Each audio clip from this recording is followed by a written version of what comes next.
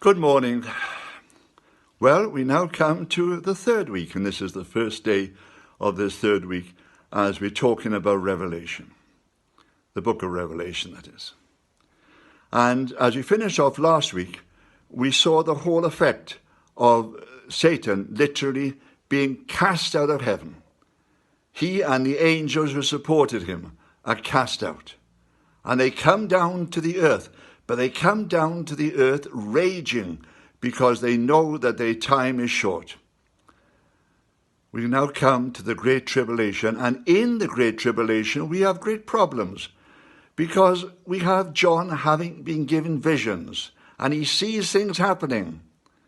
But we're not quite sure whether the people on the earth see the same thing or whether it's actually hidden from them. We see great mysteries being unveiled. And John is told what these are and how they apply.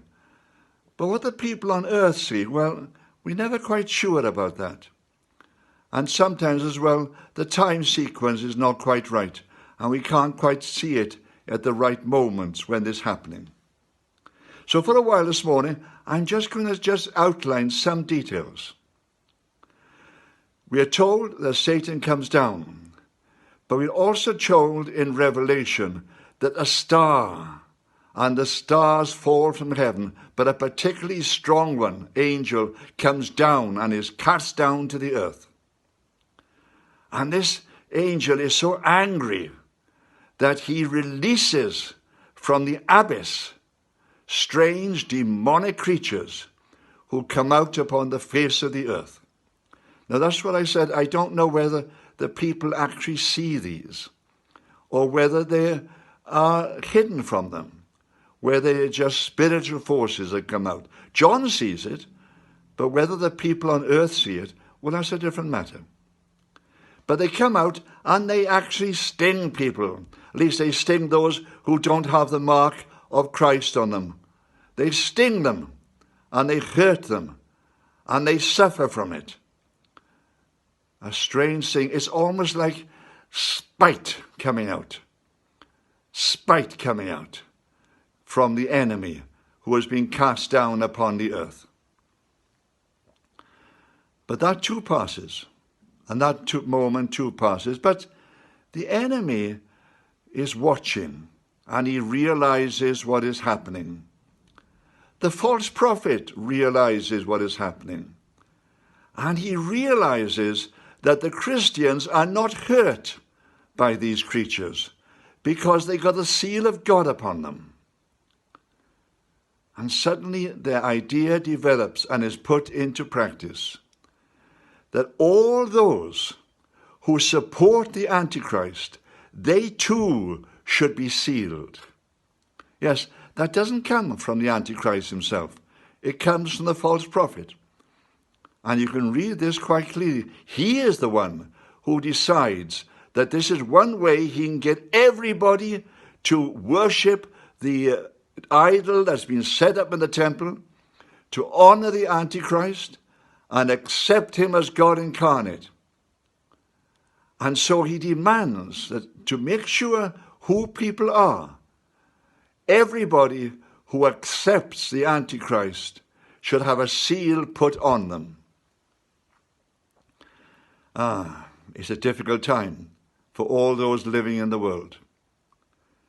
Because he quite simply says to them, unless you get this seal, you will not be able to trade, you'll not be able to buy, you'll not be able to sell, you'll not be able to do any of these things.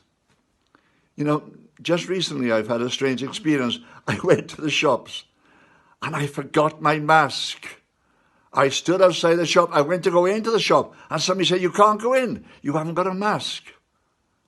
I thought, no, of course not. And I had to go back home and fetch it. Well, you know, the same thing is going to happen at this point as well. People will not be able to trade. They will not be able to do things unless they get the mark of the beast upon them. Because the Antichrist and the false prophet had suddenly realized this was one way that they'd be able to control the world. But the prophecies also say that those who submit to the Antichrist in this way and take this mark upon them, they will surely come under the judgment of God. Many people have wondered about this over the years, about this mark. We don't quite know what it'll be, but at the present time it is possible, you see, to do this type of thing.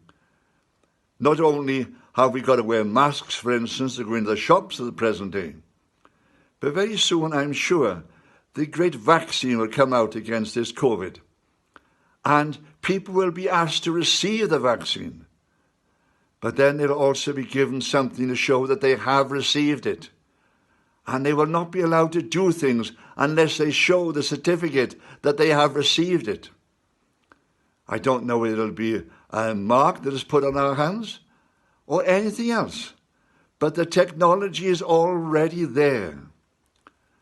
So not just to mark us in this way, but so that people can know where we are and what we are doing.